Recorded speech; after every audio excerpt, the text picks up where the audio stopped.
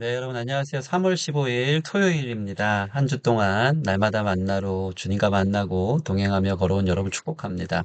오늘 사순절 벌써 열째 날, 네, 10일째가 됩니다. 오늘 이번 한 주 주님의 뜻을 따라 어떻게 살아가야 되는지 계속 묵상하고 있는데요.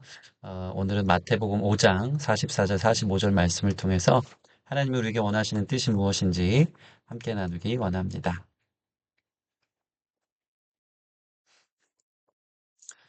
나는 너에게 이르노니 너희 원수를 사랑하며 너희를 박해하는 자를 위하여 기도하라. 이같이 한즉 하늘에 계신 너희 아버지의 아들이 되리니 이는 하나님이 그 해를 악인과 선인에게 비추시며 비를 의로운 자와 불의한 자에게 내려 주심이라.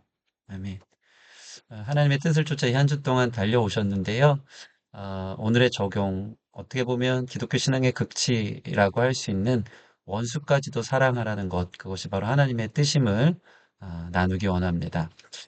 그리스도인은 서로를 위해 기도하며 기도의 대상을 도와주며 심지어 구원에 이르게 합니다. 여러분, 기도는 엄청난 능력이 있습니다. 우리는 서로를 위해 기도할 수 있고요.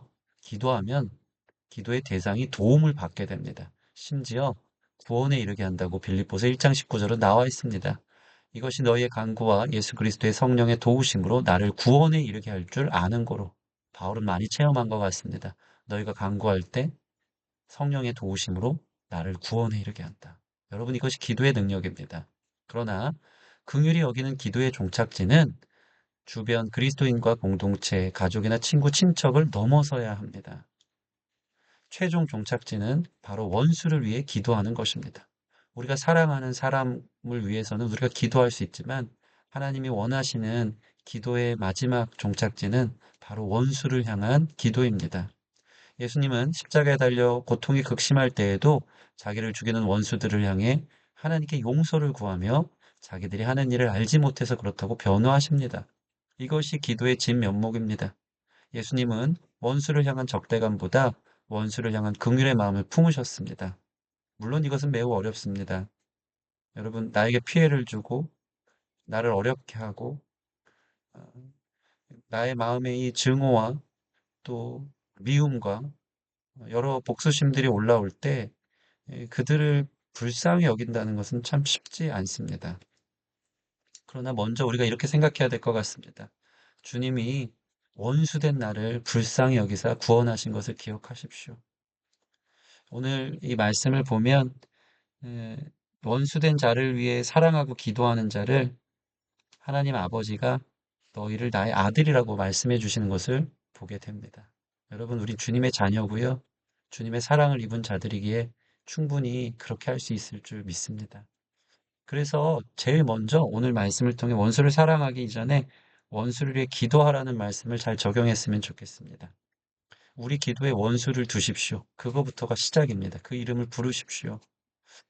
그러면 그 기도를 성령님이 말할 수 없는 탄식으로 대신 친히 강구해 주실 것입니다.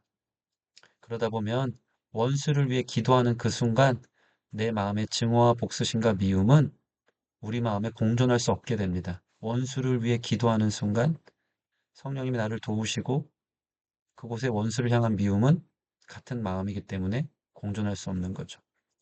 그럼 어떻게 해야 됩니까? 원수에 대한 복수나 심판은 하나님의 것으로 맡겨드리십시오. 우리 영역이 아닙니다. 하나님 주권입니다.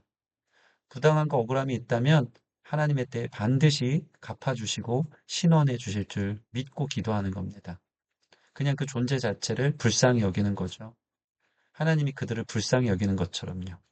오늘 45절 보면요. 하나님 어떤 분입니까? 공의로 반드시 악을 심판하는 분이지만 그들을 불쌍히 여기며 오래 참으셔서 여전히 45절에 이같이 한즉 하늘에 계신 너희 아버지의 아들이 되리니 이는 하나님이 그 해를 악인과 선인에게 비추시며 비를 의로운 자와 불의한 자에게 내려주십니다. 하나님은 여전히 그들에게 동일한 해를 그리고 비를 내려주시면서 여전히 기다리고 계시다는 것을 기억하며 주님의 자녀들처럼 하나님의 뜻이 있는 원수까지도 품고 기도하고 사랑할 수 있는 저와 여러분 되어지기를 원합니다. 오늘 말씀 생각하며 한 가지로 기도하겠습니다. 하나님, 십자가의 사랑의 크기와 깊이를 알기 원합니다. 그 사랑이 원수를 품는 사랑임을 알게 하소서. 나에게 기도가 시작되게 하소서. 긍휼의 마음을 부으소서. 그들도 죄인임을 알고 모든 심판을 하나님께 맡기며 그들을 향해 여전히 햇빛과 비를 내리는 주의 사랑을 담게 하소서. 네, 이 마음 가지고 우리 같이 잠시 기도하도록 하겠습니다.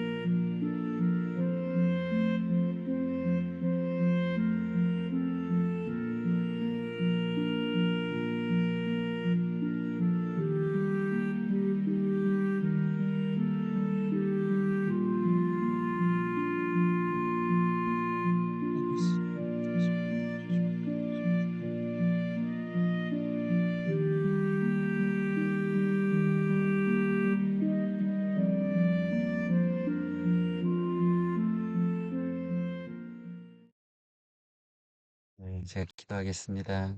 하나님 감사합니다. 성령이 아니고는 주님의 마음을 부어주지 않고는 원수까지도 사랑하고 그를 품고 기도한다는 것은 불가능한 것 같습니다. 그러나 하나님의 사랑은 하나님의 사랑이 우리 가운데 부어진다면 가능한 줄 믿습니다.